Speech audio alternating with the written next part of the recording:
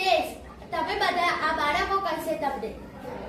ભૂકંપ આવ્યો સંતાઈ જાઓ ભૂકંપ આવ્યો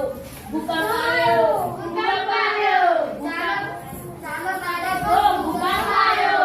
ભૂકંપ આવ્યો ચાલો બાળકો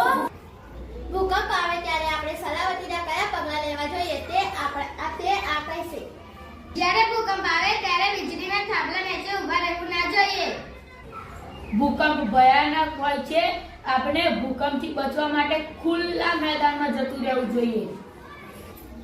ભૂકંપ આવે ત્યારે આપણે વર્ગખંડમાં હોય ત્યારે આપણે પાછલી તરફ સંતાઈ જવું બાળકો જ્યારે ઘરે હોઈએ આપણે કે વર્ગખંડમાં હોય ત્યારે ભૂકંપ આવે ત્યારે આપણે હોહા કરવી જોઈએ